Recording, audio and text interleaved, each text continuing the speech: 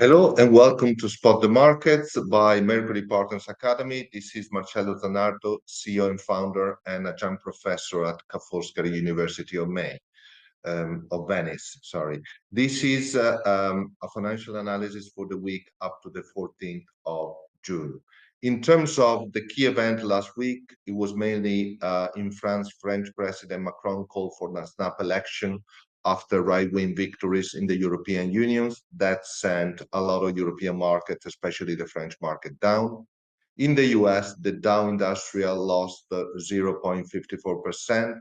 The S&P was up by 1.6% and the Nasdaq by a good 3.24%. If we look at the weekly winners and losers, as said, on the winning side was mainly the Nasdaq, information technology, and the long-dated side of the US Treasury bonds. In terms of the losers, mainly Europe was down, with particularly downward pressure on the CAC 40 in France, on French government bonds, on the Italian equity index, and other European indexes.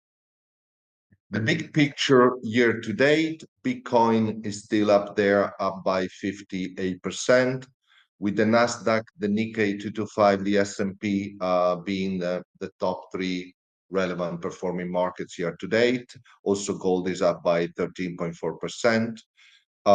For the year, emerging market bonds, international treasury bonds, and corporate bonds are all down year to date.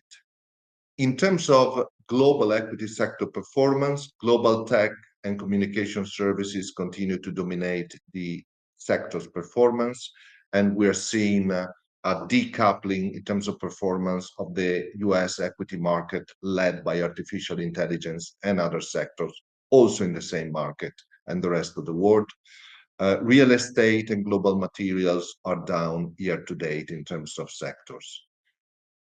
Stocks-wise, as selected by the Wall Street Journal, Tesla, Elon Musk got his pay package approved, 46 billion. FedEx is cutting costs by cutting staff in Europe, so it was down by 1.5%. Southwest Airlines up 7%, benefited from Elliott Investment Management building a stake. Broadcom up 12% is doing a stock split, a 10-for-1 stock split. And Apple presented on Monday Apple Intelligence on artificial intelligence and benefited from this as well. And finally, Paramount Global was down by almost 8% as discussions broke down after months of negotiations. Looking at the main event of the week, we are recording this Spot the Markets a little bit later in the week due to my traveling commitments. Tomorrow, the 21st of June, the S&P Global releases the PMI indexes. For the manufacturing PMI, consensus is a reading of 51 and 54.6 for the services PMI. In terms of appointments, we remind you the opportunities at Mercury Partners Academy to do an internship with us in our 4 teams: financial, marketing, social media, and HR.